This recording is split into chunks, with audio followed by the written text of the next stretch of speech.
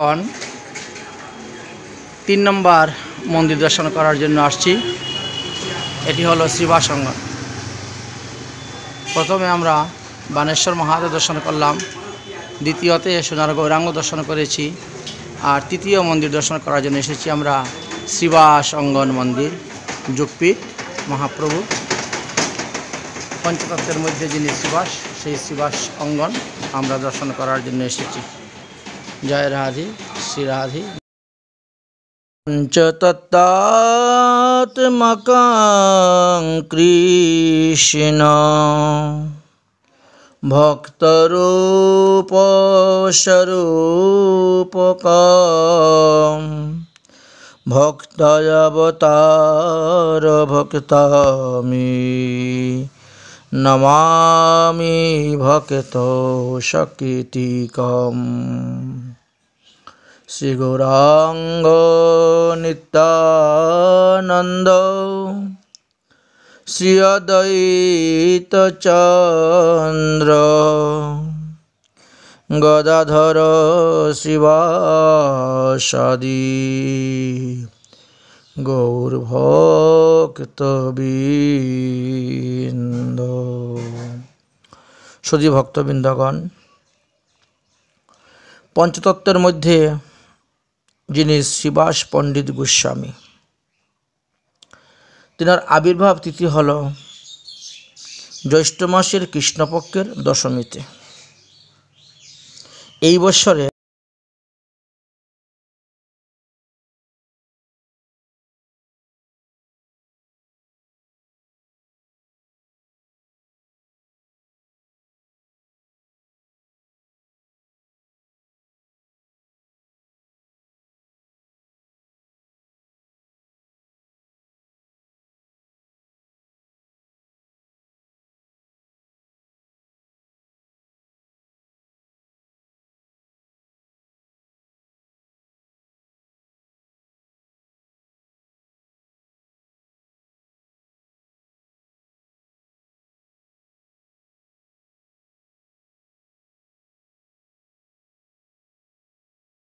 শ্রীবাস গোস্বামীর জীবনীটি একটু আলোচনা করব, আস্বাদন করব আমরা।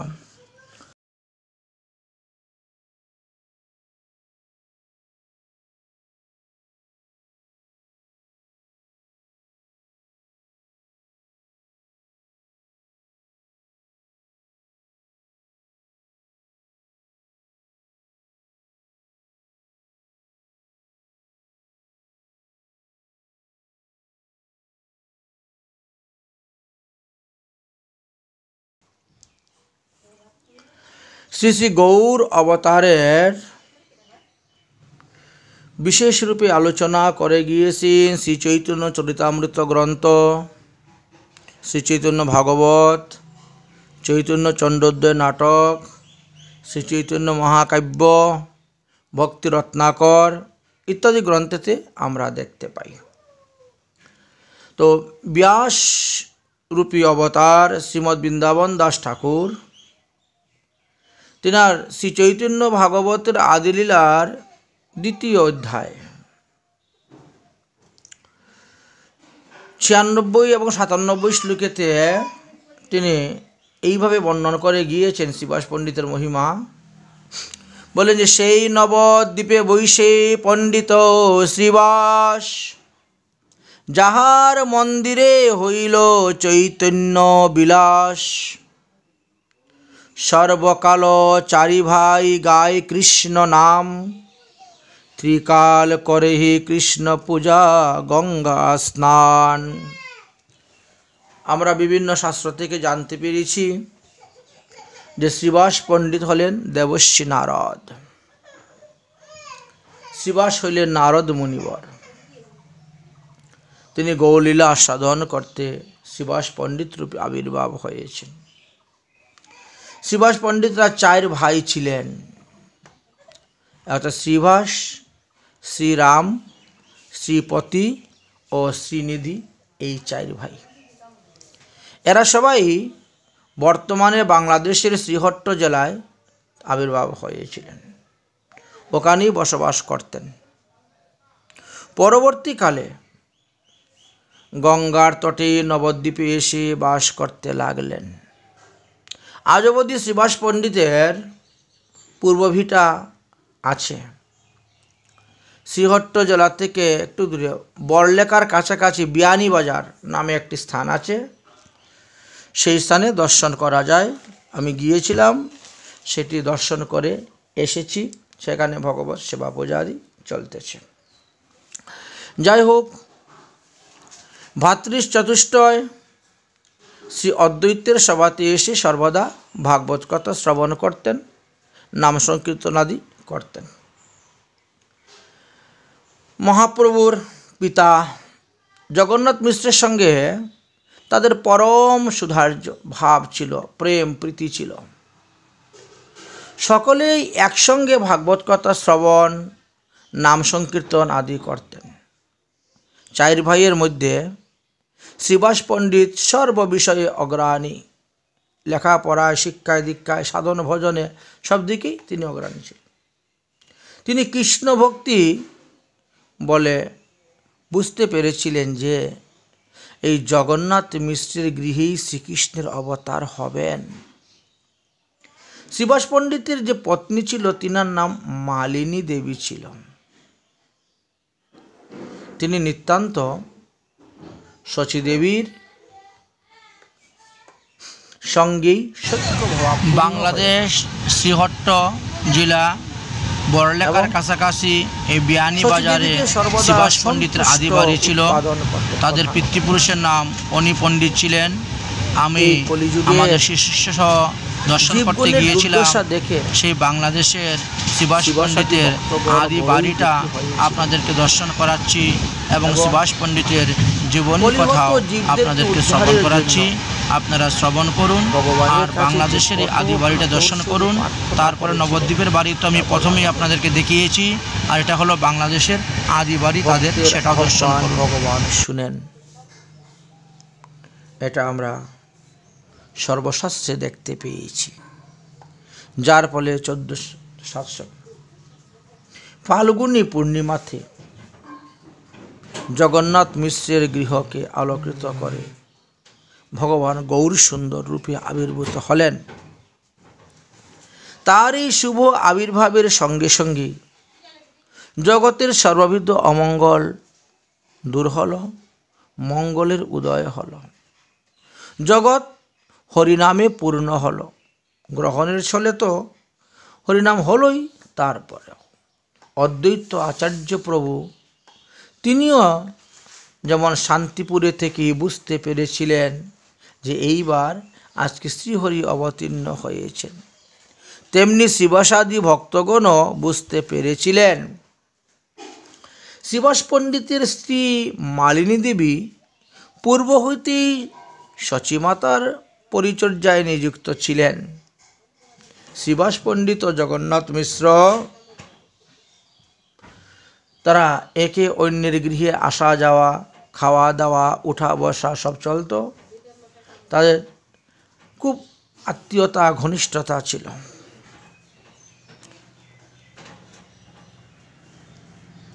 একজন আরেকজনকে আবাস দিতেন, সন্তুষ্ট রাখতেন। যাই হোক, ভগবান যতক্ষণ নিজেকে না জানান ততক্ষণ তো কেউ তাকে চিনতে পারে না। এর জন্যই গৌর সুন্দরকে শৈশববেলায় কেউ চিনতে পারে নাই।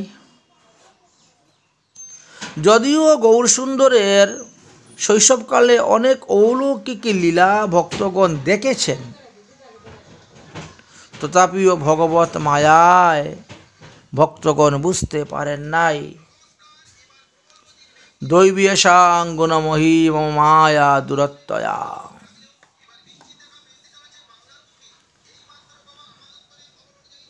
বাৎসল্যভাবে তাদের হৃদয়টা ভরপুর হয়ে উঠেছিল। শ্রীবাস পণ্ডিত ও মালিনী দেবী শচী জগন্নাথকে পুত্ররূপে লালন পালন করতে লাগলেন। পুত্ররূপেই নানাবিধ অনেক উপদেশ দিতে লাগলেন।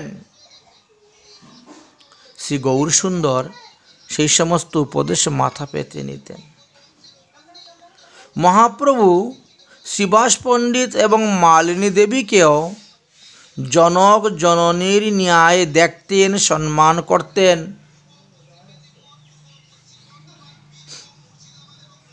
এবার বিলাসে উদিত হলেন। বিদ্যাবিলাসে উদ্যত শ্রী গৌরসুন্দরকে একদিন শ্রীবাস পণ্ডিত রাস্তায় পেলেন। তো মহাপ্রভু কি করতেন, তিনি যাকে পেতেন তাকেই ব্যাকরণ, ন্যায়, অলঙ্কার, শাস্ত্র, তর্ক আদি বিষয় নিয়ে আলোচনা করেন। যে কোনো একটা শব্দকে নিয়ে এর উপরে অনেক টিকা টিপ্পণী করে এর আলোচনা করতে শুরু করতেন। তো শ্রীবাস পণ্ডিত বা অন্যান্য যারা ছিলেন তাদের কাছে ওই সমস্ত জিনিস ভালো লাগতো না। এই জন্য অনেকেই মহাপ্রভুকে এড়িয়ে চলতেন। ও দেখলে পরেই ফাঁকি জিজ্ঞেস করবে, ব্যাকরণের, অলঙ্কারের, শাস্ত্র, তর্ক দরকার নেই। একদিন শ্রীবাস পণ্ডিত মহাপ্রভুকে উপদেশ দিলেন, অরে উদ্যতের শিরোমণি নিমাই পণ্ডিত, পরে কেন লোক? কৃষ্ণ ভক্তি জানিবারে সেই যদি না হইল তবে বিদ্যায় কি করে? লেখাপড়ার উদ্দেশ্যটা তো পাণ্ডিত্যতা দেখানো নয়, লেখাপড়ার উদ্দেশ্য হলো কৃষ্ণ ভক্তি জানা। তুমি সেটাই লাভ করতে পারলে না, তাহলে কি হবে? এ থেকে সর্বদা ব্যর্থ, না সুহাঙ্গ কাল পরিয়াত এবে কৃষ্ণ ভজহ সকাল। যা পড়ার তো পড়েছ, বিদ্যারসে এতটা সময় চলে গেল জীবনের, আর বৃথা সময় নষ্ট করিও না। এবার কৃষ্ণ ভজনে মন দাও, কৃষ্ণ ভজন করো। শ্রী চৈতন্য ভাগবতের আদিলীলাতে 12 অধ্যায়ের 25 নম্বরে আছে। হ্যাঁ, কৃষ্ণ ভক্তি জানা আমাদের সকলেরই প্রয়োজন। যদি কৃষ্ণ ভক্তি না জানতে পারি তাহলে এত পড়াশোনা করেও আমাদের লাভ হবে না, এই বিদ্যা আমাদের কোনো কাজে লাগলো না। অনিত্য সংসারে পরে জীবনটাই বৃথা যায়। জড়বিদ্যা সব মায়ার বৈভব, শ্রীকৃষ্ণ ভজনে বাধা। অনিত্য সংসারে মোহ জন্মায়া জীবকে বানায় গাধা। এই জন্য পরমার্থিক বিদ্যা অর্জন করতে হবে। আচ্ছা নিমাই, তুমি তো অনেক পড়াশোনা করেছে, আচ্ছা এখন তো একটু কৃষ্ণ ভজন করো। মহাপ্রভু তা শুনে হাসতে হাসতে বলেন, হ্যাঁ, আপনারা কৃপা করলে নিশ্চয়ই কৃষ্ণ ভজন হবে, কারণ বৈষ্ণবের কৃপা ছাড়া কখনো ভক্তির উদয় হয় না। তো আপনাদের কৃপায় আমার নিশ্চয় কৃষ্ণ ভক্তি হবে, এটা আমি বিশ্বাস করি। অতএব আপনারা কৃপা করবেন। দণ্ডবত প্রণাম করে নিমাই পণ্ডিত চলে গেলেন। দেখতে দেখতে নিমাই পণ্ডিত দুটি বিবাহ করলেন, প্রথমে লক্ষ্মীপ্রিয়া, তারপর বিষ্ণুপ্রিয়া। তারপর মহাপ্রভু বঙ্গদেশাদি ভ্রমণ করতেও গেলেন। তারপরে গয়াতে গেলেন।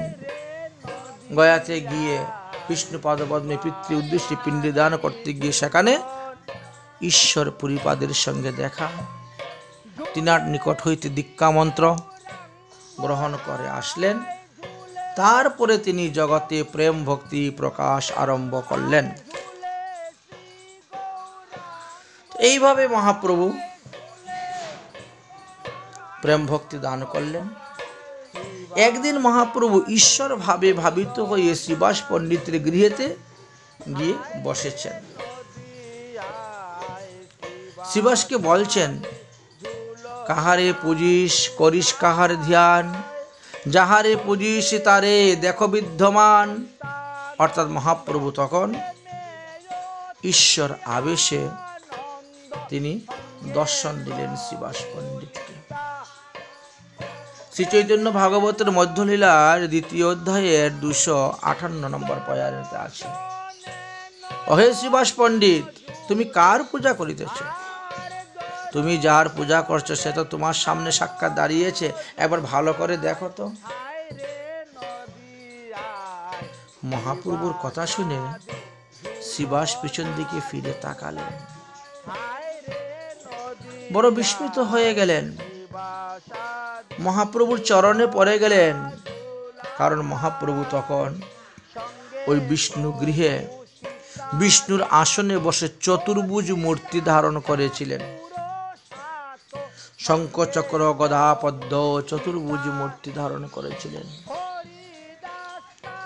দেখে বীরাসনে বসে আছেন বিশ্বম্বর, শঙ্খ চক্র গদা পদ্মধর, চতুর্ভুজ শঙ্খ চক্র গদা পদ্মধর। শ্রীবাস পণ্ডিত গৌর সুন্দরের সেই দিব্য জ্যোতি দিব্য রূপ দর্শন করে একেবারে স্তম্ভিত হয়ে গিয়েছিলেন। তখন গৌর সুন্দর হেসে হেসে শ্রীবাসকে বলতে লাগলেন, ওরে শ্রীবাস, তোর উচ্চ সংকীর্তন আর নারার হুঙ্কারে, অর্থাৎ অদ্বৈত প্রভু, তোমার উচ্চ সংকীর্তন আর অদ্বৈত প্রভুর হুঙ্কারে ছাড়িয়া বৈকুণ্ঠ আইনু সর্বোপরি করে। আমি শুধু একা আসি নাই, সঙ্গে আমার বৈকুণ্ঠের সমস্ত পরিকরদেরকে সঙ্গে করে নিয়ে এসেছি। বৈকুণ্ঠ ছেড়ে মৃত্যুলোকে আসতে আমি বাধ্য হয়েছি তোমার এই সংকীর্তনে আর নারার হুঙ্কারেই আমি মৃত্যুলোকে এসে নরদেহ ধারণ করে অবতীর্ণ হয়েছি। মনুষ্য দেহ মাশ্রিতাম, আমি দুইজনের বিনাশ, আমি দুষ্টজনের বিনাশ এবং সাধুজনের তান করব। তোমরা নির্ভয়ে সংকীর্তন কর। মহাপ্রভুর এই অভয় বাণী শুনে শ্রীবাস পণ্ডিত ভূতলে পড়ে দণ্ডবত প্রণাম করে বারবার স্তুতি করতে লাগলেন।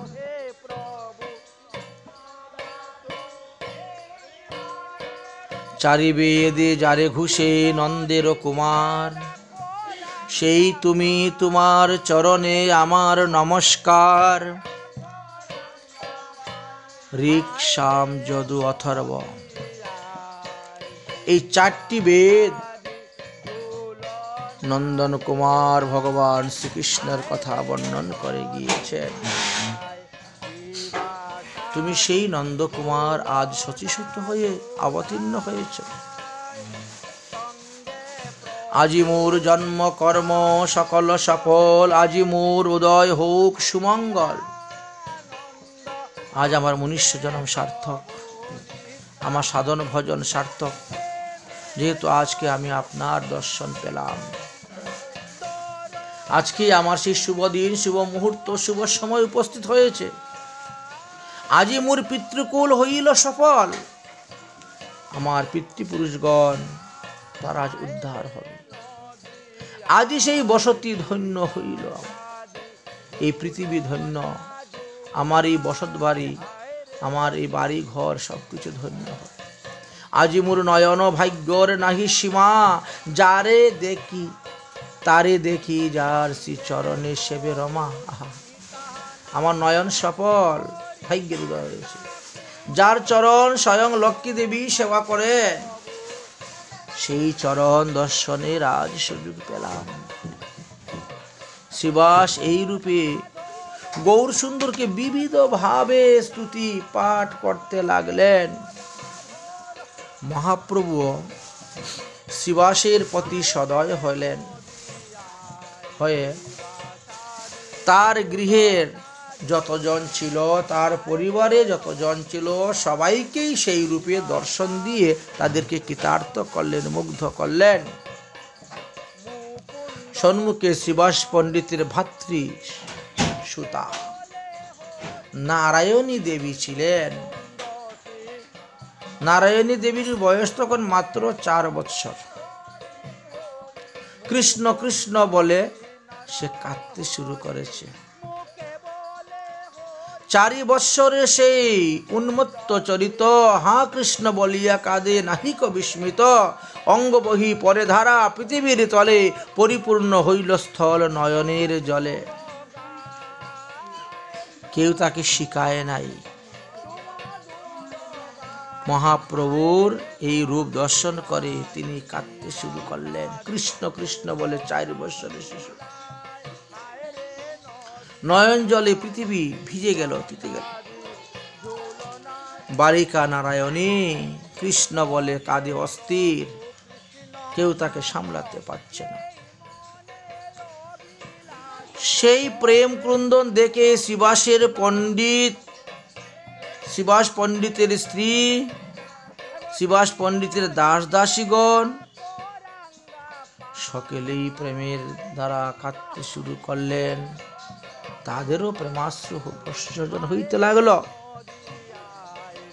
শ্রীবাসের অঙ্গন আজ কৃষ্ণ প্রেমে এক অপূর্ব শোভা পাইতে লাগলো। শ্রীবাস পণ্ডিতের গৃহে দুঃখিনী নামে এক দাসী ছিল। তিনি প্রতিদিন শ্রীমৎ মহাপ্রভুর স্নানের জল এনে দিতেন। একদিন গৌরসুন্দর নৃত্য করতে করতে শ্রীবাস পণ্ডিতের গৃহে পড়ে গেলেন। ধুলায় দূষরিত কলেবর। যখন জ্ঞান ফিরে পেলেন তখন দেখেন সামনে প্রচুর জল কলস ভর্তি করে।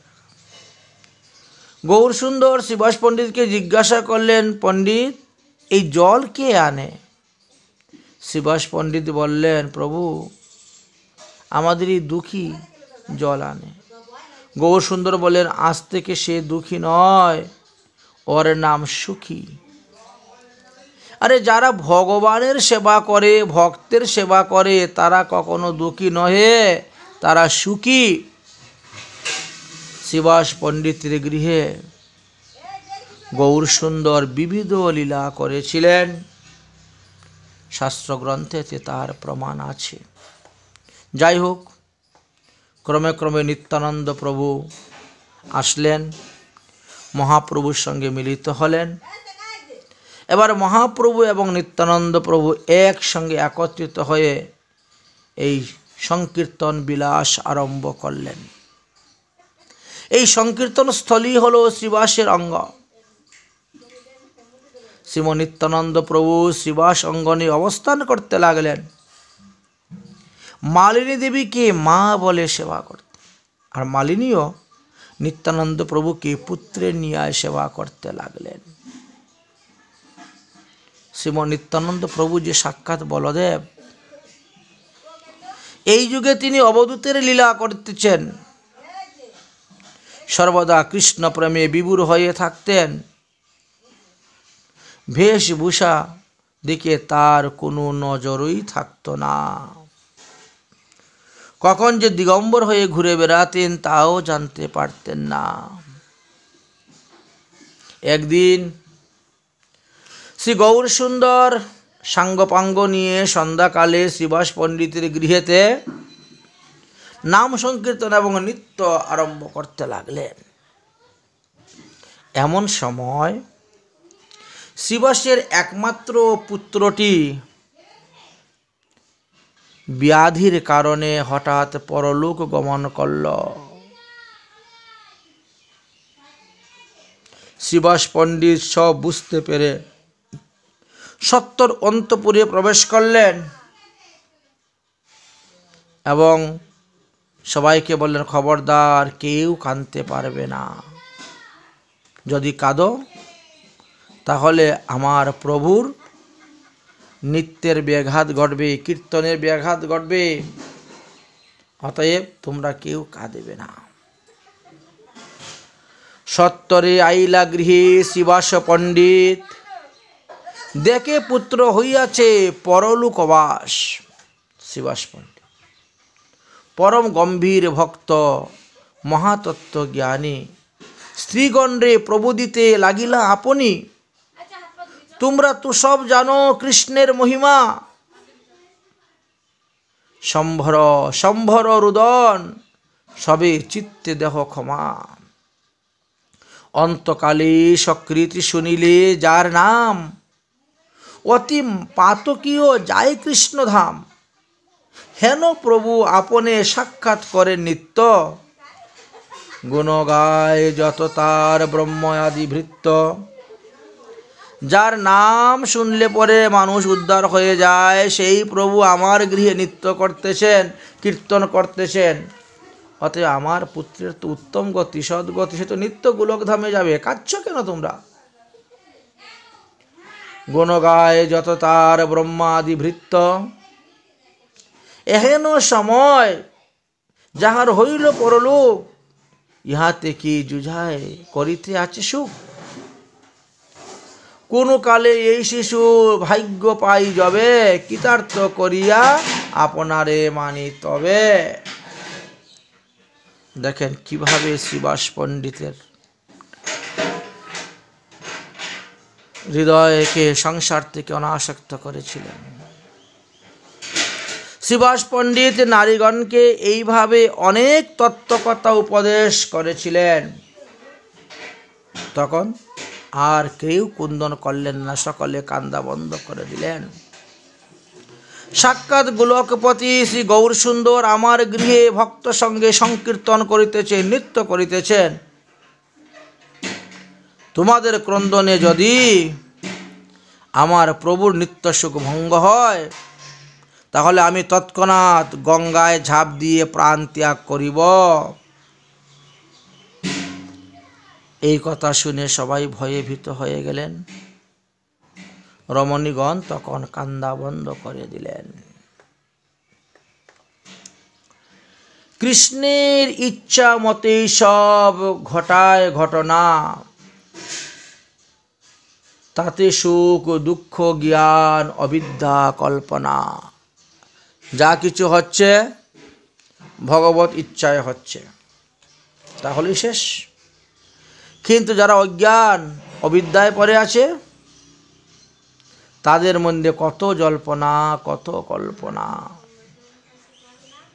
যাহা ইচ্ছা করে কৃষ্ণ তাই জানো ভালো, তেজিয়া আপন ইচ্ছা গুছাও জঞ্জাল। যা ভগবত ইচ্ছা হয়েছে তাই হয়েছে, নিজেদের ইচ্ছার প্রকাশ করিও না, গুছাও জঞ্জাল। দেই কৃষ্ণ নেই কৃষ্ণ পালে কৃষ্ণ সবে, রাখে কৃষ্ণ মারে কৃষ্ণ ইচ্ছা করে যবে। আরে ভগবানই তো আমাকে এই পুত্র দিয়েছেন, আবার তিনি এই পুত্রকে নিয়ে গেছেন, তিনিই তো তাকে এতদিন লালন পালন করেছেন, আমি তো নিমিত্ত মাত্র, সবই তার। কৃষ্ণ ইচ্ছা বিপরীত যে করে ভাবনা, তার ইচ্ছা নাহি ফলে সে পায় যন্ত্রণা। যদি কোনো মাতা পিতা গর্ব করেন, অহংকার করেন, হ্যাঁ আমি ছেলেকে এই করেছি, আমি ছেলেকে সেই করেছি, বলছেন তাহলে তোমাকেই সেই কর্মফলটা ভোগ করতে হবে। তেজিয়া সকল দুঃখ শুনো কৃষ্ণ নাম, পরম আনন্দ পাবে পূর্ণ হবে কাম।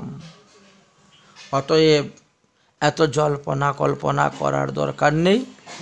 যতদিন পরমায়ু ছিল ততদিন ছিল আমার ঘরে, পরমায়ু শেষ, সে তার ধামে চলে গিয়েছে, নিত্য ধামে। এই সমস্ত উপদেশ দিয়ে শ্রীবাস পণ্ডিত বাইরে এলেন।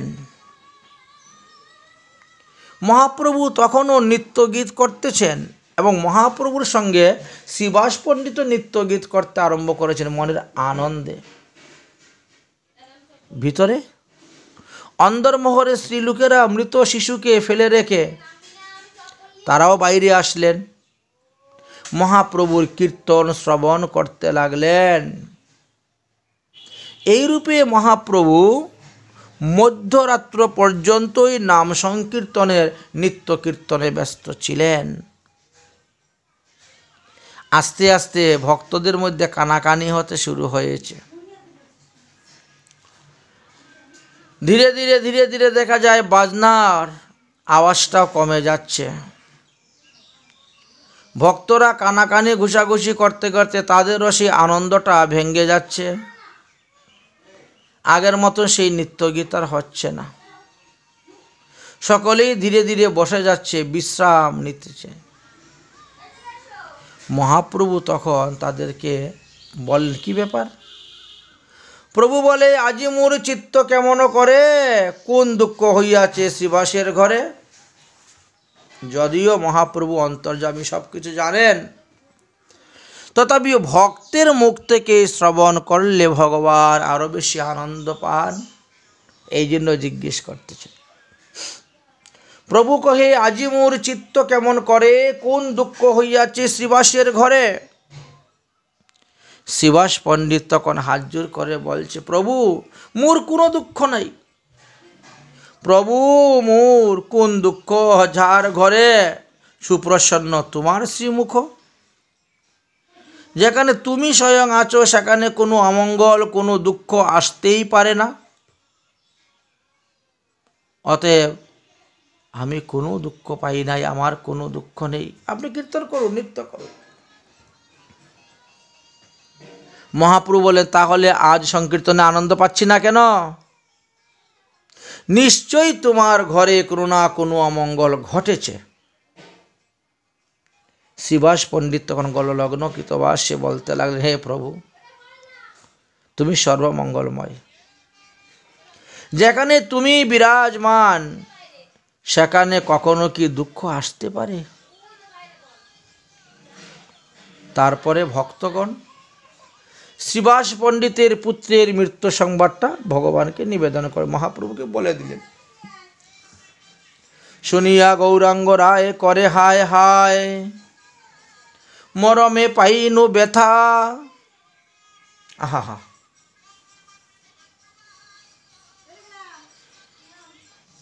তোমরা এই বিপদ সংবাদ আমাকে দিও না। কেন কেন প্রভু?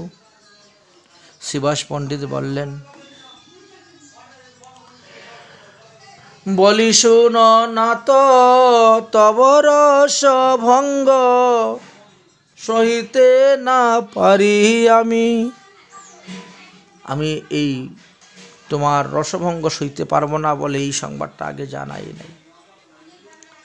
একটি তনয় মরিয়াছে না, তাতে মোর কিবা দুঃখ। যদি সব মরে তোমারে হেরিয়া, তবুও যে পাই সুখ। আমরা তো মরার জাত, মরতেই হবে। একে একে যদি আমার সব মরে যায়, তথাপিও তোমাকে দেখলে পরেই আমার সুখ। এত দুঃখ। তব নিত্য ভঙ্গ হইলে আমার মরণ হইত হরি,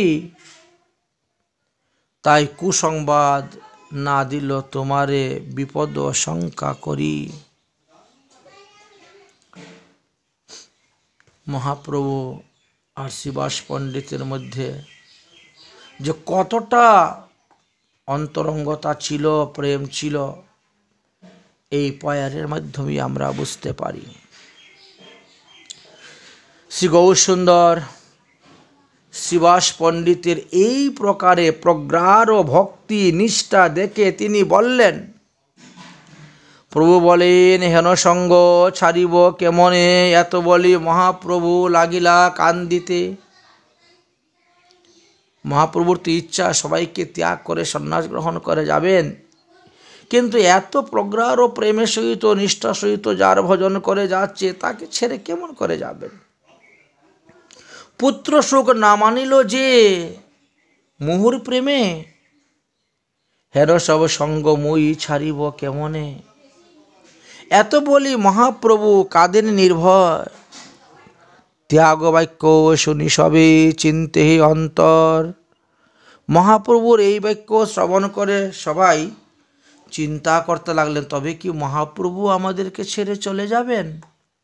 না হলে এই রকম উক্তি তিনার মুখ থেকে বেরোলো কেন? মহাপ্রভু মায়ার দ্বারা তাদেরকে ভুলিয়ে দিলেন। অতঃপর মহাপ্রভু মৃত শিশুর কাছে গিয়ে উপস্থিত হয়েছেন।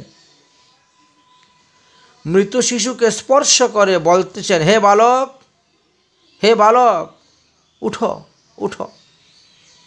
তুমি শ্রীবাস পণ্ডিতের মতন এমন একজন পিতা পেয়েছ, এমন একজন বৈষ্ণব পেয়েছ, আর তাকে ত্যাগ করে তুমি চলে যাচ্ছ কেন? মৃত শিশু প্রভুর স্পর্শে প্রাণ লাভ করল,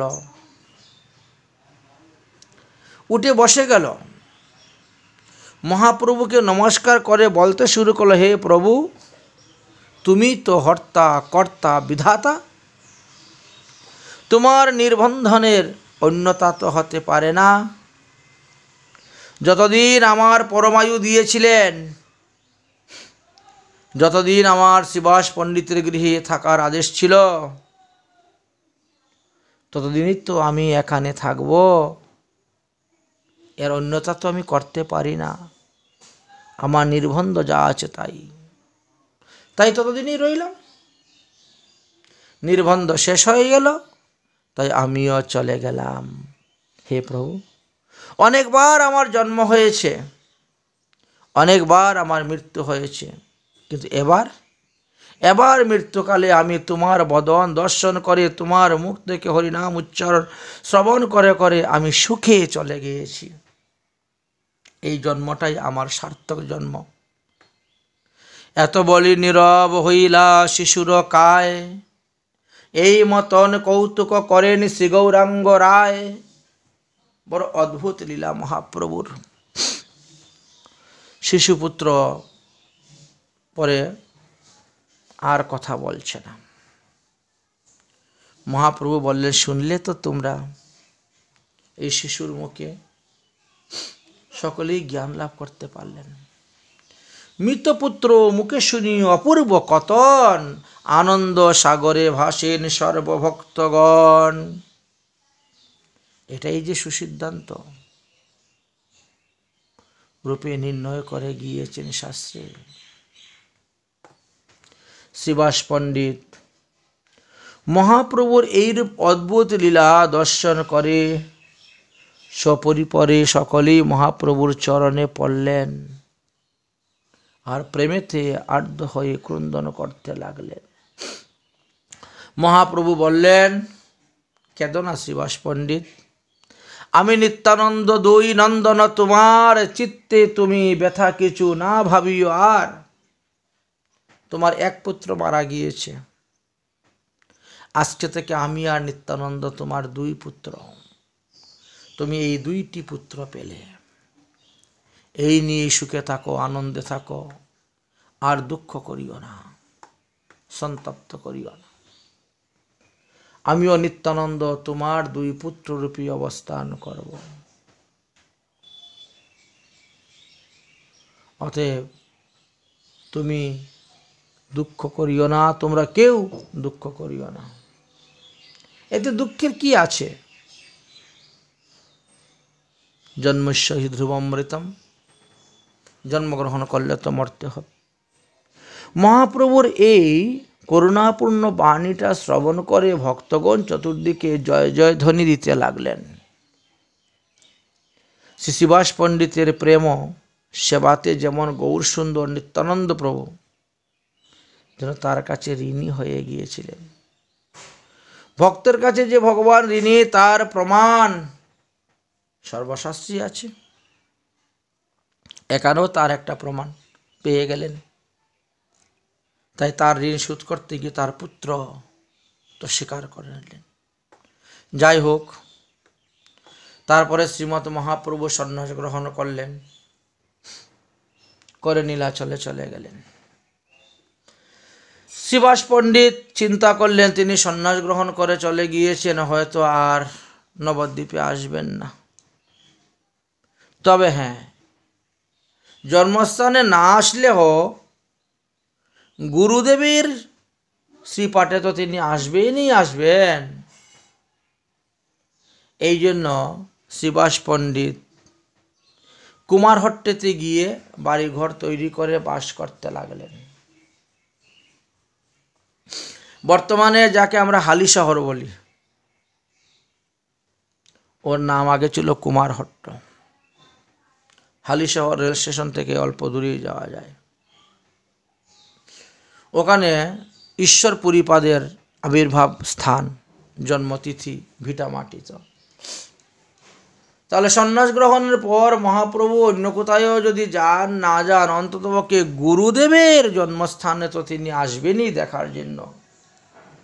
এই জন্য শ্রীবাস পণ্ডিত নবদ্বীপ ছেড়ে তিনি কুমারহট্টেতে গিয়ে বাড়িঘর বানিয়ে বাস করতে লাগলেন। তিনি ভ্রাতাদের সঙ্গে অবশ্য প্রতি বৎসর ওই নীলাচলে যেতেন মহাপ্রভু দর্শন করার জন্য। সচিমাতাকে দেখবার জন্য তিনি প্রায় নবদ্বীপে যেতেন, প্রাচীন মায়াপুরে আসতেন এবং তিনারও পুরানো বাড়িতে মধ্যে মধ্যে কিছুদিন বাস করতেন। যাই হোক, সচিমাতা ও গঙ্গা দর্শন করার জন্য নীলাচল থেকে গৌড় দেশে আগমন করলেন মহাপ্রভু। তখন কুমারহট্টে শ্রীবাস পণ্ডিতের গৃহেতেও মহাপ্রভু অবস্থান করেছিলেন। যেভাবে নবদ্বীপে অবস্থান করেছিলেন সেইভাবে সেই স্থানেও অবস্থান করেছিলেন। কতদিন থাকি প্রভু অদ্বৈতের ঘর আইলা কুমারহট্টে শ্রীবাস মন্দিরে। মহাপ্রভু যখন শ্রী গঙ্গাকে দর্শন, সচিমাতাকে দর্শনের জন্য আসলেন, তখন শান্তিপুরে অদ্বৈত প্রভুর গৃহে কিছুদিন থাকলেন। তারপরে সেখান থেকে কুমারহট্টে শ্রীবাসের গৃহে চলে গিয়েছিলেন, ওখানে কিছুদিন থেকেছিলেন। শ্রীমৎ মহাপ্রভু শ্রীবাস পণ্ডিতকে বর দিয়েছিলেন যে শ্রীবাস, তোমার গৃহে কদাপিও দারিদ্রতা আসবে না। লক্ষ্মী যদি ভিখারি হয়ে যান, দরিদ্র হয়ে যান, ঘরে ঘরে গিয়ে ভিক্ষা করেন, তথাপিও তোমাকে ভিক্ষা করতে হবে না।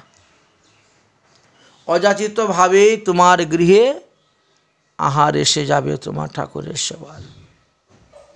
যাই হোক, শ্রীবাস পণ্ডিতের যার অন্যান্য 3 সহোদর ভাইয়েরা ছিল,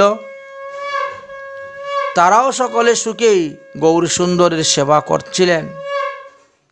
শ্রীবাস পণ্ডিত যে নারদের অবতার সেটাও শাস্ত্রে প্রমাণ আছে এবং তিনি মহাপ্রভুর সঙ্গে থেকে যাবতীয় লীলা আদি করেছিলেন। তো এইভাবে অতি সংক্ষেপে আমরা শ্রীবাস পণ্ডিতের মহিমার কথা আস্বাদন করলাম। এখনকার মতন শ্রীবাস পণ্ডিতের জীবনী কথা এখানেই বিশ্রাম। বহু শাস্ত্রে বর্ণন করে গিয়েছেন। মহাপ্রভু নিত্যানন্দ প্রভুকে জিজ্ঞাসা করলেন যে এই যে আষাঢ় মাসের পূর্ণিমাকে গুরু পূর্ণিমা বলা হয়, সেই দিন তো প্রত্যেকে নিজ নিজ গুরুদেবের পূজা করতে হয় সাক্ষাৎভাবে এবং তৎসঙ্গে ব্যাস পূজাও করতে হয়।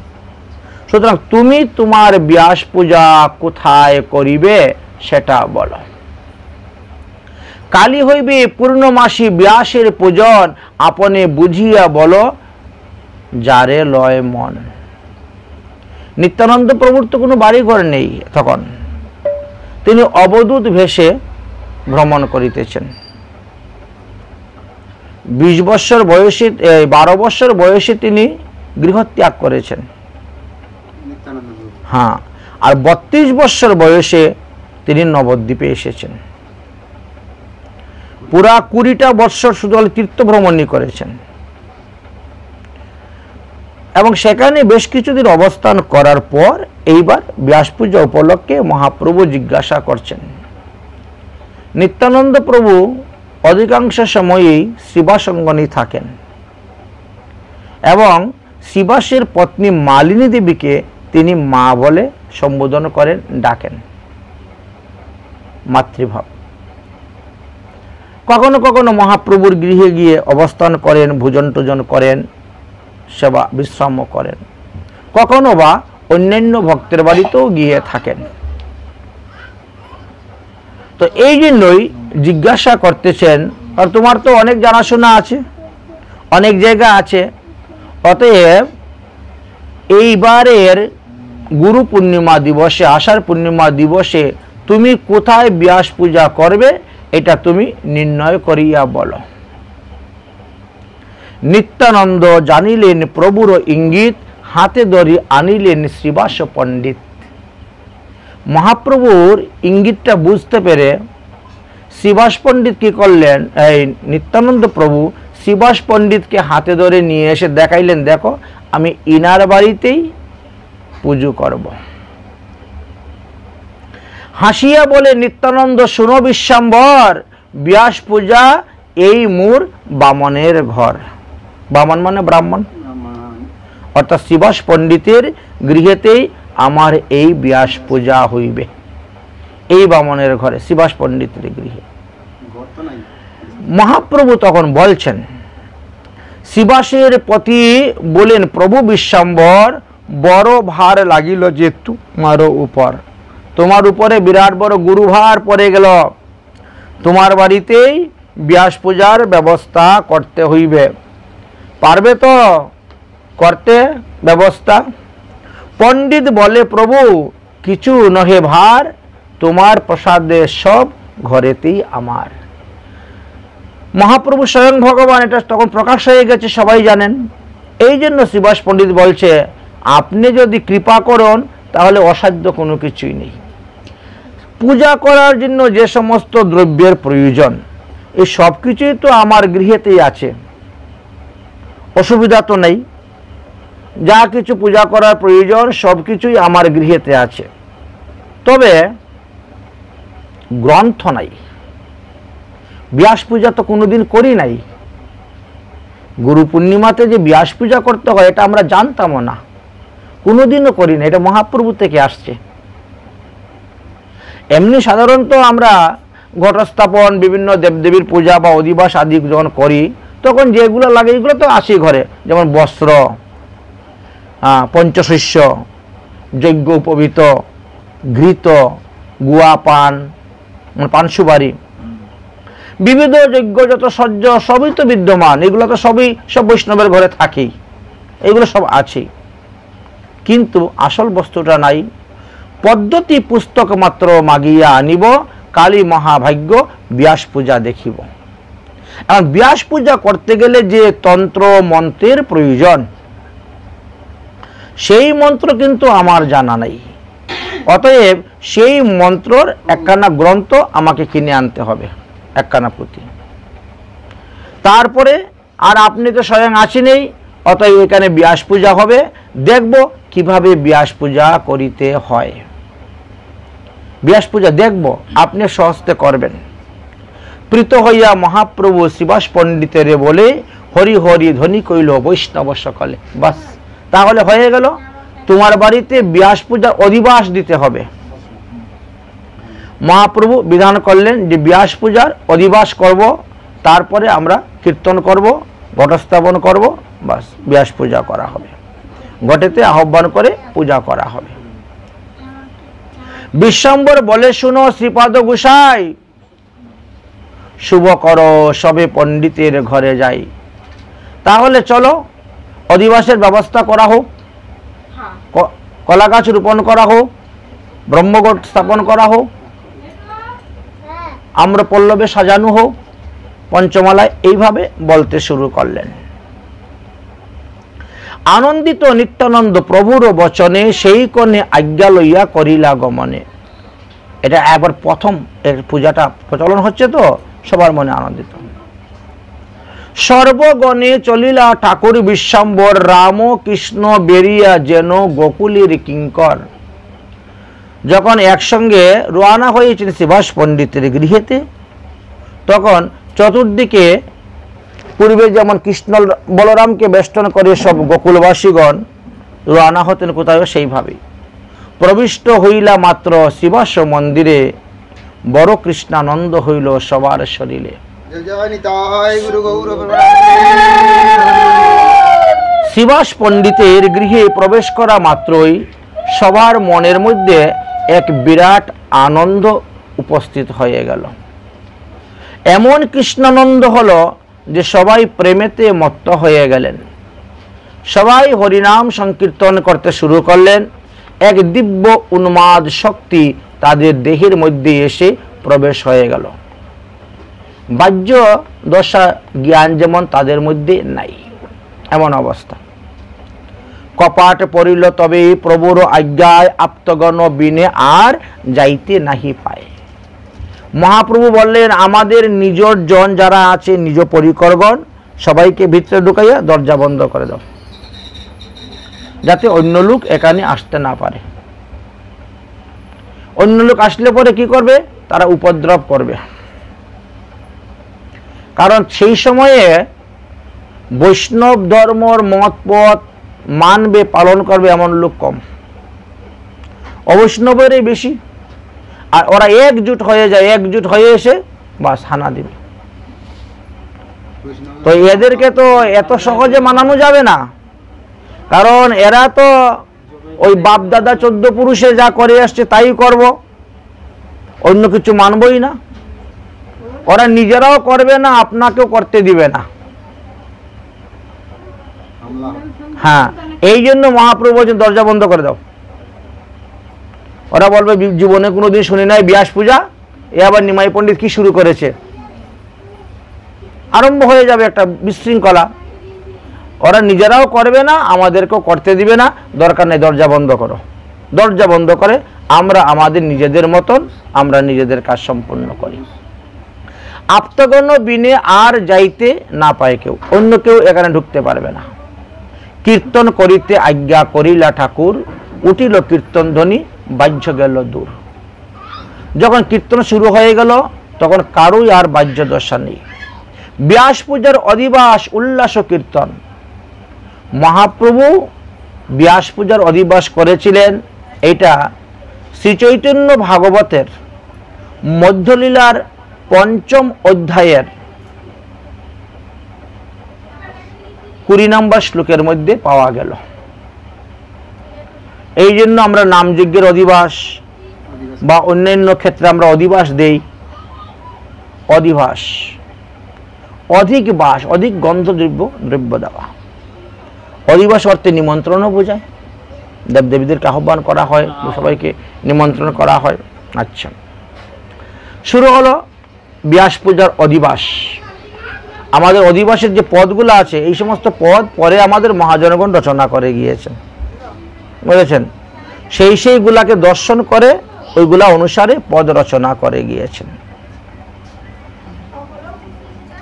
ব্যাস পূজার অধিবাস উল্লাস কীর্তন, 2 প্রভু নাচে বেরি গায় ভক্তগণ। যখন ব্যাস পূজার অধিবাস হলো, ঘট স্থাপন হলো, পূর্ণ ঘট স্থাপন করা হলো, মহাপ্রভু নিত্যানন্দ প্রভু 2 জনে উদ্দণ্ড নৃত্য করতে শুরু করলেন। আর 2 জনকে ঘিরে একেবারে ভক্তরাও সব নৃত্য করতেছেন। যেমন চাঁদকে ঘিরে তারা সব নৃত্য করে, ঠিক তেমনি ভাবে নৃত্য করতেছেন। শুরু হয়ে গেছে। চির দিবসের প্রেমে চৈতন্য নিতাই, দুহে দুহার ধ্যান করি নাচে একটাই। গৌরাঙ্গ মহাপ্রভু নিত্যানন্দ প্রভু হলেন অভিন্ন তনু, একে অন্যকে ধ্যান করি তারা এই নৃত্য করিতেছেন। মধ্যে মধ্যে হুঙ্কার, হরিবল বলে হুঙ্কার দিচ্ছেন। হুঙ্কার করে হে কেহ, কেহ বা গর্জন, কেহ মূর্ছা যায়, কেহ করে হে ক্রুন্দন। অসাত্বিক ভাব উদয় হয়ে গেছে, এই জন্য কানতে শুরু করছেন। এক একজনের শরীরে এক এক প্রকার ভাবের উদয় হয়েছে। কারো শরীরে কম্প, কারো শরীরে সেদ, কারো শরীরে পুলক অশ্রু, কারো শরীরে আনন্দ, কারো শরীরে মূর্ছিত, এইভাবে আসতেছে। কম্প সেদ পুলক অশ্রু আনন্দ মূর্ছিত, ঈশ্বরের বিকার কহিতে না জানি কত। গ্রন্থকার বলছেন যে আমি আর কত লিখব। এইভাবে সানুভাবানন্দে প্রভু নাচে 2 জন, মনের আনন্দে 2 জনে নৃত্য করতে শুরু করেছেন। ক্ষণে কুলাকুলি, ক্ষণে করে হে রুদন। একে অন্যকে ধরে আলিঙ্গন করছেন, রুদন করতেছেন। দুহার চরণে দুহিয়ে ধরাধরি চাহে, পরম চাতুর দুহিয়ে কেহ নাহি পায়ে। একজনে আরেকজনের পায়ে ধরে প্রণাম করতে চাচ্ছেন, একজনে আরেকজনের পাকে নিয়ে মাথার মধ্যে ঘষতে চাচ্ছেন, কিন্তু পারছেন না, দুজনই সমান। এইভাবে হচ্ছে। পরম আনন্দে দুহিয়ে গড়াগড়ি যায়, আপন না জানে দুহিয়ে আপন লীলায়। নিজেই নিজেকে ভুলে গিয়েছেন, আর এইভাবে আনন্দ উৎসব চলছে। বাহ্য দূর হইল বসনে নাহি রহে, আর ধরে হে বৈষ্ণবগণ ধরন না যাহে। নৃত্য করতে করতে করতে করতে শরীরের বসন স্খলিত হয়ে পড়ে যাচ্ছে, তারপরেও কোনো হুঁশ নাই। বৈষ্ণবরা ধরতে গিয়েও তারা ধরতে পারতেছেন না, কারণ যিনি ত্রিভুবনপতি তাকে কি এত সহজে ধরা যায়? তিনি যদি নিজে ধরতে না দেন। যে ধরে হে ত্রিভুবন, কে ধরিবে তারে, মহামত্ত দুই প্রভু কীর্তনে বিহরে। এই যে নিত্যানন্দ প্রভু, তিনি তো শেষ নাগ বা অনন্ত নাগ বলা হয়। তো তিনি তো এক একটি ফণার মধ্যে এক একটা ব্রহ্মাণ্ড ধারণ করে আছেন। তো সেই ব্যক্তিকে কে ধরতে পারবে তিনি যদি নিজে ধরা না দেন? বলো বলো বলি ডাকে শ্রী গৌর সুন্দর, সঞ্চিত আনন্দ জলে সবার কলেবর। আনন্দ এইভাবে চলো, চিরদিনে নিত্যানন্দ পাইয়া অবিলাস, বাহ্য নাহি আনন্দ সাগরের মাঝে ভাস। নিত্যানন্দ প্রভু এতদিন পরে তিনি মহাপ্রভুকে পেয়েছেন, তাই তিনি আনন্দ সাগরের মধ্যে ভাসতে শুরু করেছেন। চিরদিন মানে বহুদিন পরে তিনি পেয়েছেন। সেই নৈদেতে দেখা হইল, আর এই নবদ্বীপে এই দেখা মানে সেই ব্রজমণ্ডলে, সেই ব্রজমণ্ডলে বৃন্দাবনে দেখা হয়েছে, আর এইবার এসে এই গৌরমণ্ডলে দেখা হয়েছে। তাহলে কতদিন মধ্যে চলে গিয়েছে। তাই চির দিবসের প্রেম চৈতন্য এবং নিত্যানন্দ মধ্যে পরস্পর যে প্রেম এবং প্রীতি, তাহা বহুদিন পরে। এই যে প্রেম, এই প্রেমটা তো অনাদিকাল থেকেই তাদের মধ্যে নিত্য বর্তমান আছে। যুগে যুগেই তো তারা আসতেছেন, একে অন্যের লীলার সহায়ক রূপে এসে উপস্থিত হচ্ছেন। কখনো ছোট ভাই রূপে, কখনো বড় ভাই রূপে, কখনো পার্ষদ রূপে এসে উপস্থিত হচ্ছেন। এই জন্য একে অন্যের ধ্যান করলেন। শ্রী চৈতন্য নিত্যানন্দকে ধ্যান করছেন, আর নিত্যানন্দ চৈতন্য দেবকে ধ্যান করতেছেন। একাগ্রত চিত্তে তারা হৃদয়ের মধ্যে একে অন্যের ধ্যান করে আনন্দ স্ফূর্তি পুলকিতে তারা নিত্য গীত করে করে সমস্ত রজনী প্রায় অতিবাহিত হয়ে যাচ্ছে। সমস্ত রজনী এদের অতিবাহিত হয়ে যাচ্ছে। এমনভাবে তাদের নিত্য গীত চলতেছে, এটা কিছুতেই আর বন্ধ হচ্ছে না। বিশ্বাম্বর নৃত্য করে অতি মনোহর, নিজ শির লাগে গিয়ে চরণ উপর। বিশ্বাম্বর মানে মহাপ্রভু। মহাপ্রভু নৃত্য করতে করতে করতে করতে কখনো পড়ে যাচ্ছেন নিত্যানন্দের চরণে, নিত্যানন্দ কখন নৃত্য করতে করতে গিয়ে মহাপ্রভুর চরণে পড়ে যাচ্ছেন। টলমল ভূমি নিত্যানন্দ পদ তলে, ভূমি স্পর্শ হেন মাত্র বৈষ্ণব সকলে। এই মতো আনন্দে নাচেন দুই নাথ, সেই উল্লাস কহিবারে শক্তি আছে কাত। বৃন্দাবন দাস ঠাকুর মহাশয় বলছেন যে সেই লীলা বর্ণন করার মতো শক্তি আমার নাই, তবুও আমি একটু দিগদর্শন করলাম। নিত্যানন্দ প্রকাশিতে প্রভু বিশ্বাম্বর, বলরাম ভাবে উঠেন খট্টার উপর। নিত্যানন্দের মহিমাকে প্রকাশ করিবার জন্য মহাপ্রভু তখন নিজেই তিনি বলতে শুরু করলেন। মহামত্ত হইয়া প্রভু বলরাম ভাবে মদ আনো বলি বলি ডাকে। নিত্যানন্দ প্রতি বলে শ্রী গৌর সুন্দর, ঝাট দেহ মোরে হল মুসল সত্তর। মহাপ্রভু নিজেই বলরাম রূপ তিনি ধারণ করেছেন। আর বলরাম যেভাবে মধুপান করে মত্ত হইতেন, হয়ে কথা বলতেন, সেই মত্ততার কথাই এখানে বলা হয়েছে। মুসল নিয়ে আসো, হল নিয়ে আসো, এইভাবে বলতে শুরু করেছেন। কারণ হল মুসল এইগুলা নিত্যানন্দ প্রভু ধারণ করিতেন, এই জন্য এখানে হল মুসলের কথা বলতেছেন। হল মানে লাঙ্গল, বলরামের কাঁধের মধ্যে দেখবেন একটা লাঙ্গল সব সময় থাকতো, সেই লাঙ্গলের কথাই এখানে বলা হয়েছে। তো আনো আনো বলে ডাকতেছেন। পাইয়া প্রভুর আজ্ঞা প্রভু নিত্যানন্দ করে দিলা কর পাতি লইয়া গৌরচন্দ্র। তখন নিত্যানন্দ প্রভু বলে ঠিক আছে এখনই নিয়ে আসতেছি, এখনই নিয়ে আসতেছি বলে তিনি হাত পেতে বলে এই তো আনতেছি। কর দেখো কেহ আরো কিছু না দেখে, কেহ না দেখিল হলো মুসল প্রত্যেকে, যারে কৃপা করে সেই ঠাকুর সে জানে। সঙ্গে সঙ্গে হল মুসল ধারণ করে মহাপ্রভু বলরামের রূপ ধারণ করলেন। কিন্তু এইটি সবাই দেখতে পেল না। মহাপ্রভু যাদেরকে কৃপা করলেন তারাই দেখতে পেলেন। দেখিতেই শক্তি নাহি কহিতে কথন, যারে কৃপা করে সে জানে না তখন। তাই ভগবানের কৃপা ছাড়া ভগবানকে জানা যায় না, ভগবানকে দেখা যায় না, ভগবানকে পাওয়া যায় না। এত বড় নিগুড় কথা কেহ নাহি জানে, নিত্যানন্দ ব্যক্ত সেই সবজন স্থানে। নিত্যানন্দ প্রভু তখন ব্যাখ্যা করে করে বলতেছেন মহাপ্রভু রূপের কথা। দেখো দেখো এই রূপ ধারণ করেছেন, কিন্তু কেউ দেখতে পাচ্ছে না। নিত্যানন্দ স্থানে হলো মুসল লইয়া বারুণী বারুণী প্রভু ডাকে মত্ত হইয়া। বারুণী দেবীকে তখন মহাপ্রভু মত্ত হইয়া ডাকতে শুরু করেছেন, হে বারুণী তুমি আসো। বারুণী বারুণী বলে তিনি ডাকতে শুরু করেছেন। এইগুলা প্রেমে মত্ত হইয়া ডাকতেছেন। কারো বুদ্ধি নাহি স্ফুরে, না বুঝে উপায়, অন্যে অন্যে সভার বদন সবে চায়। কি বলতেছেন মহাপ্রভু বুঝতেই পারছে না। কখনো বারুণী বারুণী বারুণী বলে ডাকতেন, কখনো মধ মধ মধ বলে ডাকতেছেন। ব্যাপারটা কি? যুগতি করিয়া সবে মনেতে ভাবিয়া, ঘট বরি গঙ্গা জল সবে দিল আনিয়া। এইবার সবাই মিলে যুক্তি করলেন, মহাপ্রভু কি বলতে কি বলছেন কিছু বুঝতে পারছি না। সবাই তখন গঙ্গা জল ঘট ভর্তি করে করে গঙ্গা জল এনে দিয়েছেন। সর্বজন দেহে জল প্রভু করে পান, সত্য যেন কাদম্বিনী পিয়ে হেন ভান। সবাই গঙ্গা জল এনে দিতে শুরু করলেন, মহাপ্রভু সেই গঙ্গা জল পান করলেন।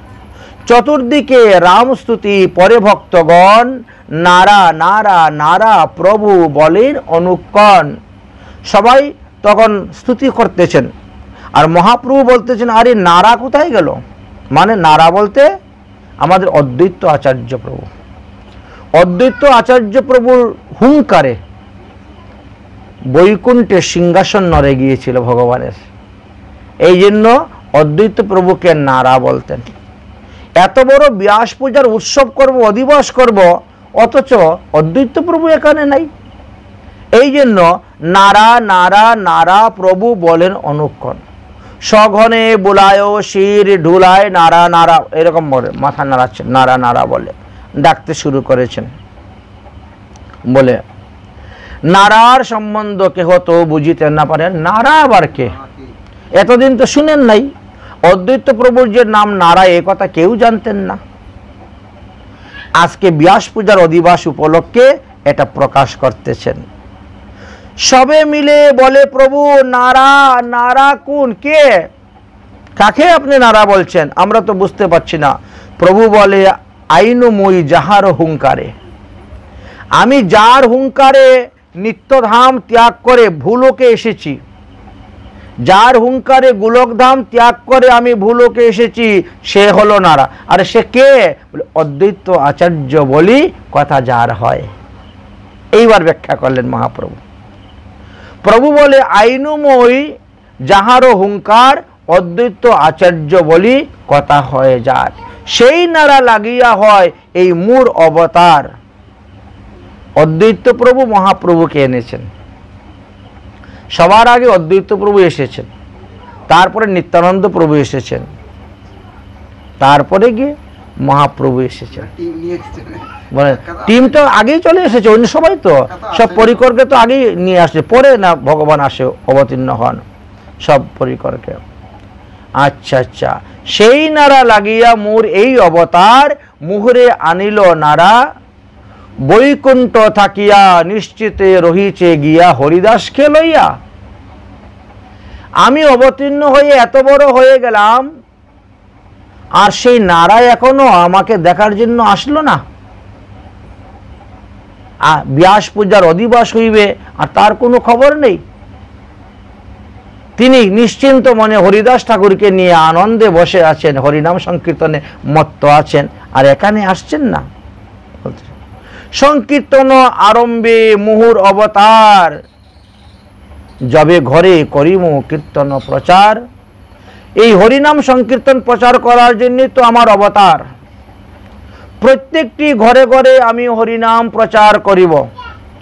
বিদ্যা ধন কুল জ্ঞান তপস্যা মদে, মূর ভক্ত স্থানে যার আছে অপরাধে, সেই অধম জনারে না দিমু প্রেম যোগ, নাগরিয়া প্রতিদিমু ব্রাহ্মণেদির ভোগ। কাদেরকে আমি এই নাম প্রেম প্রদান করব না? যাদের বিদ্যার অহংকার, যাদের ধনের অহংকার, যাদের কুলের অহংকার, যাদের জ্ঞানের অহংকার, যাদের তপস্যার অহংকার, তারা আমার এই প্রেম থেকে বঞ্চিত হবে। আমি এই কলিযুগে এসেছি এমন এক বস্তু নিয়ে, যে বস্তু ব্রহ্মা পর্যন্ত লাভ করতে পারেন নাই। ব্রহ্মাদি দেবগণ যে বস্তু লাভ করতে পারেন নাই, সেই বস্তু আমি পৃথিবীতে বিচরণ করার জন্য এসেছি। আর নারাবুরা এখনো বসে আছে নিশ্চিন্ত মনে, আসছেন না, এই ডাকতেছেন। শুনিয়া আনন্দে বাসে সর্বভক্তগণ, ক্ষণেকে সুস্থির হইলেন শিষ্য চিরিনন্দন। মহাপ্রভুর দেহের মধ্যে এক এক সময় এক এক ভাবের উদয় হতো।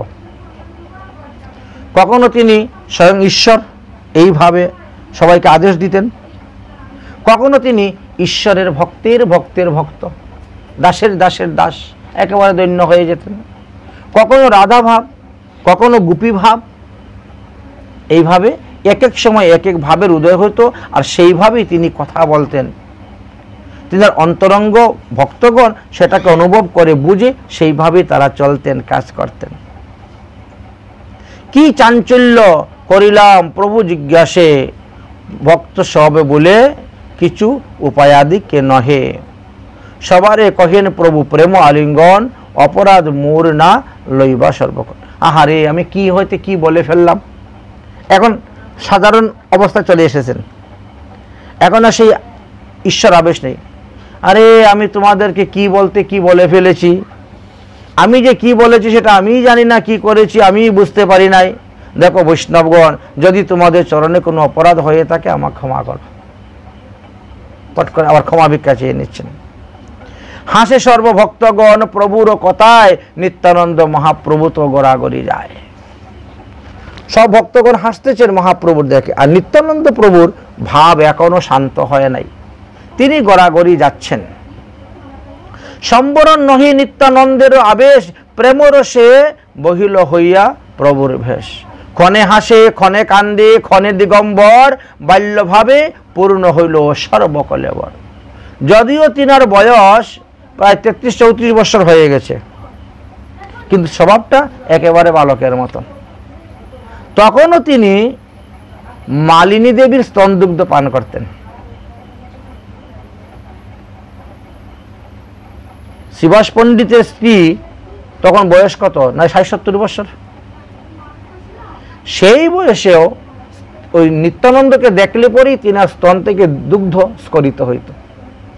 এমনই বাৎসল্য প্রেম ছিল। কোথায় বা থাকিল দণ্ড, কোথায় বা কমণ্ডলু, কোথায় বা বসনে গেল নাহি আদিমূল। ইনি তো অবধূত, এনার হাতে ত্রিদণ্ডী আছে, কমণ্ডলু আছে, কিন্তু নৃত্য করতে করতে প্রেমাবেশে এই সমস্ত দ্রব্য যে কোথায় চলে গেছে, আছাড় মারতে মারতে ভেঙে ফেলে দিচ্ছেন। এই সমস্ত দ্রব্য যে কোথায় গেছেন উনি নিজেও জানেন না। মহামত্ত হয়ে এইভাবে সিংহের মতন মত্ততা হয়ে গেছেন, হয়ে তিনি আরম্ভ করেছেন। কমণ্ডলুগুলো কিছুই নেই। চঞ্চল হইয়া নিত্যানন্দ মহাধীর আপনে ধরিয়া প্রভু করিলেন স্থির। নিত্যানন্দ প্রভু তো আগে খুব স্থির ছিলেন, মহাপ্রভু চঞ্চল ছিলেন, নিত্যানন্দ মহাপ্রভুকে সামলাতেন। কিন্তু আজকের এই ব্যাস পূজার অধিবাসেতে নিত্যানন্দ চঞ্চল হয়ে গেছেন। মহাপ্রভু ধরে বুঝিয়ে সুজিয়ে কোনো রকম তাকে শান্ত করলেন। চৈতন্যের বচন অঙ্কুর সবে জানে, নিত্যানন্দ মত্ত সিংহ আর নাহি মানে। অন্য কারো কথা নিত্যানন্দ প্রভু মানেন না, কিন্তু মহাপ্রভু যাহা বলবেন তাহা চুপ, একেবারে এক বাক্যে শ্রবণ করবেন, এতে অন্যতা করবেন না। মহাপ্রভু বলছেন, স্থির হও নিত্যানন্দ, কালী পুজিবার চাহি ব্যাস, স্থির করাইয়া প্রভু গেলা নিজ বাস। অধিবাসে নৃত্য করতে করতে পাগল হইলে হবে? কালকে তো ব্যাস পূজা করতে হবে। অতএব অধিবাস হয়ে গেছে, এইবার খাওয়া দাওয়া করে বিশ্রাম করো। আমি আমার নিজের ঘরে চললাম, কালকে সকালবেলা স্নান টান করে একেবারে শুদ্ধ বস্ত্র পরিধান করে আসবো ব্যাস পূজা করার জন্য। তোমরা ব্যাস পূজার জন্য ফুল, ফুলের মালা, 5 প্রকার মিষ্টি, 5 প্রকার ফল, পঞ্চগব্য, পঞ্চামৃত আদি সব তৈরি করে রাখবা, মাল্যচন্দন আদি, ব্যাস পূজা করা হবে। এই কথা বলে মহাপ্রভু চলে গেলেন নিজের ঘরে। ভক্তগণ চলিলেন আপন আপন ঘর। মহাপ্রভু যখন অধিবাস শেষে নিজের ঘরে চলে গেলেন, তখন অন্যান্য ভক্তগণও নিজ নিজ গৃহে চলে গেলেন। নিত্যানন্দ রহিলেন শিবাস মন্দিরে। একমাত্র নিত্যানন্দ প্রভুই শিবাস অঙ্গনে রয়েছেন, তখনও তিনার বাহ্যদশা সম্পূর্ণভাবে আসে নাই। কত রাত্রি নিত্যানন্দ হুঙ্কার করিয়া নিজ দণ্ড কমণ্ডলু ফেলিলা ভাঙ্গিয়া। রাত্রিবেলা আবার তিনার সেই ভাব, অষ্টসাত্রী ভাব উদয় হয়ে গেছে। একা একাই কীর্তন করতেছেন, একা একাই নৃত্য করতেছেন, আর করে আছাড় মারতে মারতে কমণ্ডলু ভেঙে দিয়েছেন, নিজের সন্ন্যাস দণ্ড ভেঙে দিয়েছেন নিজেই। কে বুঝিতে পারে ঈশ্বরের এই লীলা?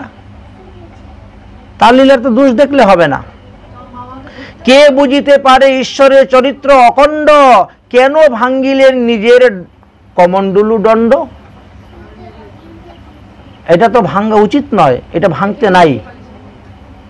সন্ন্যাস গ্রহণের পরে সেটা অবধূত ভাঙলেন কেন? আমি বলছিলাম ঈশ্বরের ইচ্ছা, তিনি কর্তুম অকর্তুম সব করতে পারেন, তারটাতে আমাদের বিচার করার কোনো অধিকার নাই, তার কাজে আমাদের দোষ দেখার কোনো অধিকার নাই। প্রভাতে উঠিয়া দেখে রামায় পণ্ডিত ভাঙ্গা দণ্ড কমণ্ডলু দেখিয়া বিস্মিত। রামাই পণ্ডিতকে, রামাই পণ্ডিত হলেন শিবাস পণ্ডিতের ভাই। হ্যাঁ, শিবাস পণ্ডিতের ভাই রামাই পণ্ডিত যখন দেখলেন যে নিত্যানন্দ প্রভুর কোনো আবেশই নাই শরীরের মধ্যে, তিনি নিজে নিজের দণ্ড কমণ্ডলুকে আছাড় মেরে মেরে ভেঙ্গে দিয়েছেন, সর্বনাশ হয়ে গেছে। সেই সংবাদ এবং মহাপ্রভুকে জানানোর জন্য তিনি তখন ঊর্ধ্বশ্বাসে ছুটলেন। পণ্ডিতের স্থানে কহিলেন ততক্ষণে শিবাস বলে যাও ঠাকুরের স্থানে। রামাই পণ্ডিত তখন শিবাস পণ্ডিতকে ডাকলেন, আরে উঠো উঠো, ঘুমের থেকে উঠো, দেখো নিত্যানন্দ প্রভু তিনার নিজের দণ্ড কমণ্ডলু ভেঙ্গে দিয়েছেন। শিবাস পণ্ডিত তখন বললেন, যাও মহাপ্রভুর কাছে যাও, তার বিধান কি আছে, কি করতে হবে এটা তো আমরা জানি না, তিনার কাছে যাও। রামাইয়ের মুখে শুনি আইলা ঠাকুর, বাহ্য নাহি নিত্যানন্দ হাসেন প্রচুর। রামাই পণ্ডিতের মুখে যখন মহাপ্রভু এই কথা শ্রবণ করলেন, সঙ্গে সঙ্গে তিনি এসে উপস্থিত হলেন। এসে দেখলেন সত্যিই তো দণ্ড কমণ্ডলু ভাঙ্গা, কিন্তু নিত্যানন্দ প্রভুর দেহের মধ্যে তখন কোনো বাহ্য দশা নাই। তিনি যে কি অবস্থায় আছেন, কি করছেন তিনি নিজেও জানেন না। দণ্ড লইলেন প্রভু শ্রীহস্তে তুলি। নিজের হাতে মহাপ্রভু সেই ভাঙ্গা দণ্ডটা লইলেন আর চলিলেন গঙ্গা স্থানে নিত্যানন্দ লহি। চলো দণ্ড কমণ্ডলু গঙ্গার জলে বিসর্জন দিয়ে দিব, আর নিত্যানন্দকে স্নান করাইয়া নিয়ে আসবো, ব্যাস পূজা করতে হবে। এই জন্য মহাপ্রভু নিয়ে রওনা হলেন। শিবসাদি ভক্ত সবে চলিলা গঙ্গা স্থানে, দণ্ড থইলেন প্রভু গঙ্গাই আপনে। সব ভক্তগণ মিলে তখন গঙ্গা স্নান করলেন, মনের আনন্দে গঙ্গা স্নান করলেন। মহাপ্রভু গঙ্গার জলে দিয়ে দিলেন, নাও নিত্যানন্দ প্রভু দণ্ড কমণ্ডলু, মা গঙ্গা তুমি ধারণ করো। রাখো। মা গঙ্গার কাছে দিয়ে দিলেন। চঞ্চল সেই নিত্যানন্দ না মানেন বচন, তবে একবার প্রভু করিলেন গর্জন। এত চঞ্চল, সাঁতার দিয়ে দিয়ে ওই গঙ্গা নদীর মধ্যেখানে চলে যাচ্ছেন, বুঝছেন। সেই সময়ে গঙ্গাতেও কুমির ছিল, এই জন্য সবাই গঙ্গার জলে নামতো না, সাঁতার দিতে ভয় পেত। কিন্তু নিত্যানন্দ প্রভু জানেন, মহাপ্রভু গর্জন করে ডাকতে, আরে আসো আসো, কুমির আসতেছে, কুমির আসো আসো, কুমির আসতেছে। কুমির দেখিয়া তারে ধরিবারে যায়, গদাধর শিবাস পণ্ডিত করে হায় হায়। নিত্যানন্দ প্রভু কুমির দেখলে পরে কুমিরকেও পর্যন্ত ধরতে চলে যাচ্ছেন। গদাধর শিবাসরা মাথায় হাত দিয়ে হায় হায় সর্বনাশ। সাঁতারে গঙ্গার মাঝে নির্ভয় শরীর, কোনো ভয় নাই, চৈতন্যর বাক্য মাত্রে কিছু হয় স্থির। নিত্যানন্দ প্রভুকে কোনো রকম ডাকতে ডাকতে মহাপ্রভু নিয়ে আসলেন। নিত্যানন্দর প্রতি ডাকি বলে বিশ্বম্বর, ব্যাস পূজা আসিয়া ঝাট করহ সত্তর। ওই গঙ্গা স্নান করতে করতেই যদি সারাদিন চলে যায়, তো তুমি ব্যাস পূজা করবে কেমন করে গুরু পূর্ণিমা? অতএব তাড়াতাড়ি উঠো, জল থেকে স্নান করে।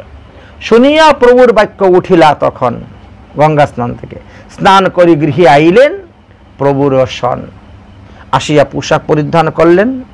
এদিকে সমস্ত ভক্তগণ এসে উপস্থিত হয়ে গেছেন ব্যাস পূজা করার জন্য। আসিয়া মিলিলা সব ভাগবতগণ, নিরবধি কৃষ্ণ কৃষ্ণ করেন কীর্তন, হরিনাম সংকীর্তন চলতেছে। শ্রী শিবাস পণ্ডিত ব্যাস পূজার আচার্য, উনি হলেন পুরোহিত। ওনাকে দিয়ে মহাপ্রভু বলছেন এইভাবে এইভাবে করো, এইভাবে এইভাবে করো, উনি করতেছেন, ব্যাস পূজা চলতেছে। শিবাস পণ্ডিত ব্যাস পূজার আচার্য, চৈতন্য আজ্ঞায় করেন সর্বকার্য। মহাপ্রভু যেভাবে বলতেছেন উনি সেইভাবেই সেই কাজ করতেছেন। আর অন্যান্য ভক্তরা বাইরে বসে কি করতেছেন? তারা কীর্তন করতেছেন। মধুর মধুর সবে করেন কীর্তন, শিবাস পণ্ডিতের গৃহ হইল বৈকুণ্ঠ ভবন। শিবাস পণ্ডিতের মন্দিরটা বৈকুণ্ঠ ভবন হয়ে গেছে, কীর্তন চলতেছে। সর্বশাস্ত্র জ্ঞাতা সেই ঠাকুর ও পণ্ডিত, মহাপ্রভু তো সর্বশাস্ত্র জ্ঞাতা। কার পূজা কিভাবে করতে হবে সেটা তিনি ভালোভাবেই জানেন, তাই শিবাস পণ্ডিতকে দিয়ে করাচ্ছেন। সর্বশাস্ত্র জ্ঞাতা সেই ঠাকুর ও পণ্ডিত, করিলা সর্বকার্য যে বিধি যে উচিত। বিধি বিধান মতন মহাপ্রভু ব্যাস পূজার করাইয়া দিলেন। তারপরে কি বললেন?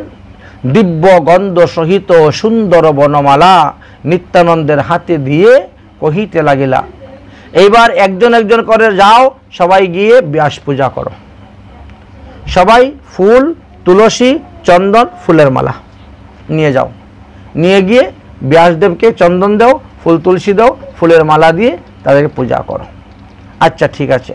সব ভক্ত একে একে যাচ্ছেন, লাইন ধরে যাচ্ছেন। নিত্যানন্দ প্রভু সেই মালাটা হাতে নিয়ে তিনি দাঁড়িয়ে আছেন, তিনি আর ব্যাসের গলায় গিয়ে মালা দিচ্ছেন না,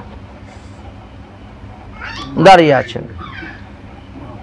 হ্যাঁ, দিব্য গন্ধ সহিত ও সুন্দর বনমালা নিত্যানন্দ হাতে দিয়ে বলিতে লাগিলা, শুনো শুনো নিত্যানন্দ, এই মালা ধরো, বচন পড়িয়া ব্যাসদেবকে নমস্কার। মন্ত্র আছে ব্যাসদেবে পূজার মন্ত্র, সেই মন্ত্র উচ্চারণ করে তুমি ব্যাসদেবীর পূজা করো।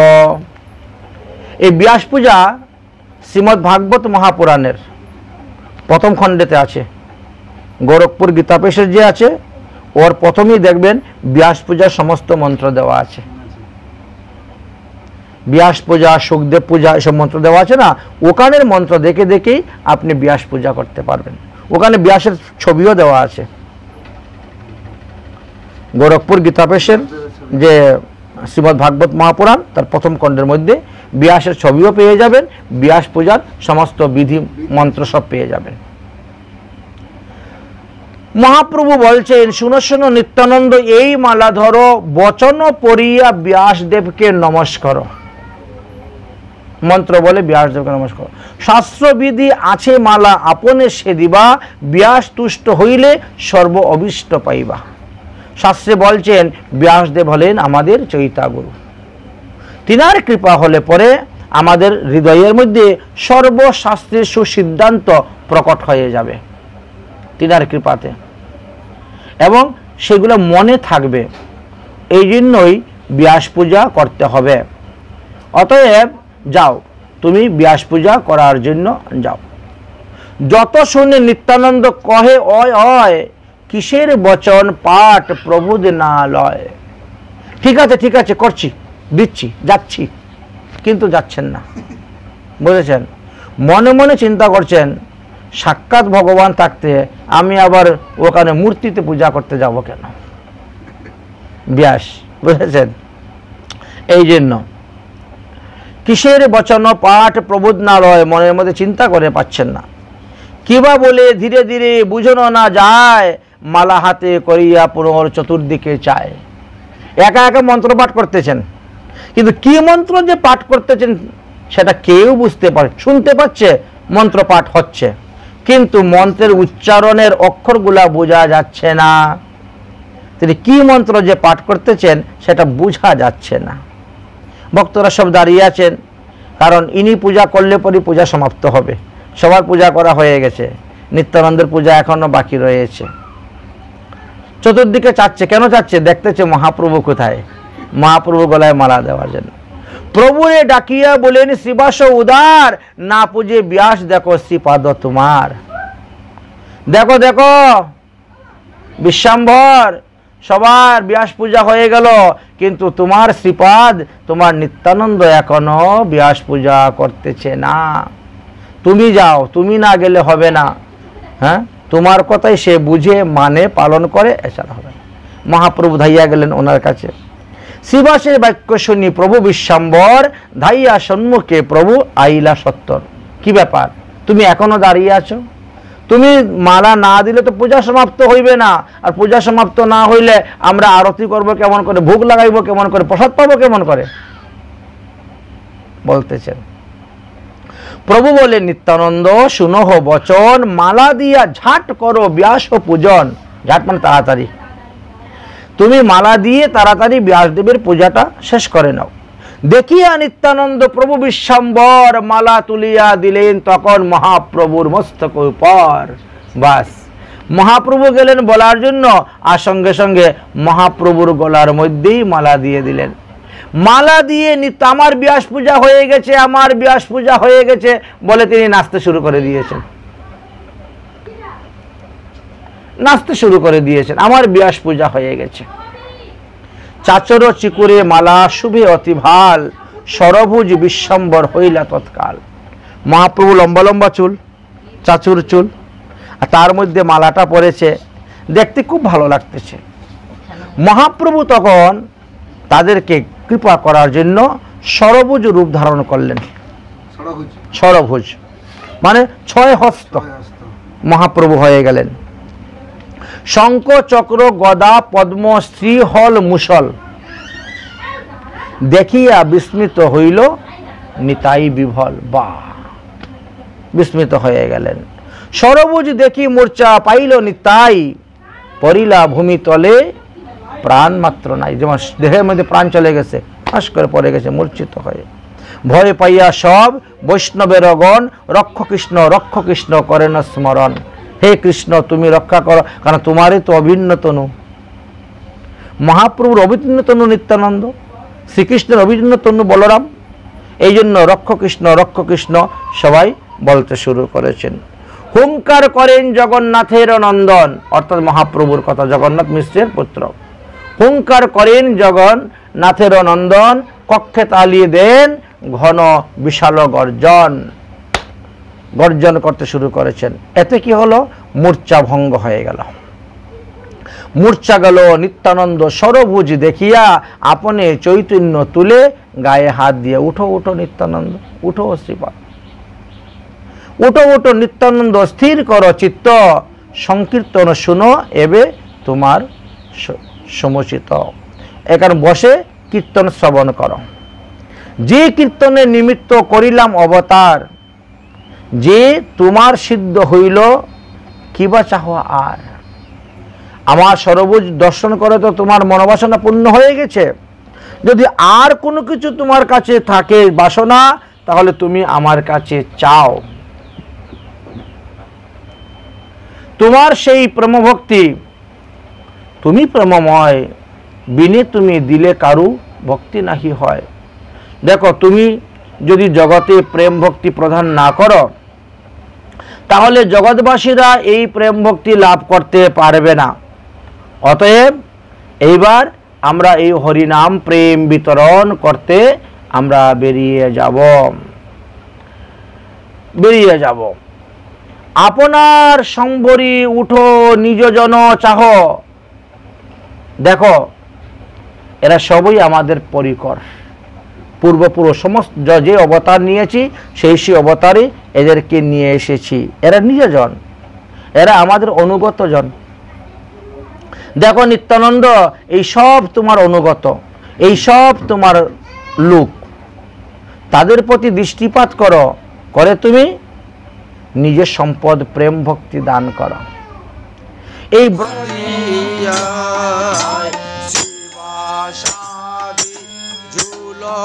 না ঝুলায় হায় রে নদিয়ায়,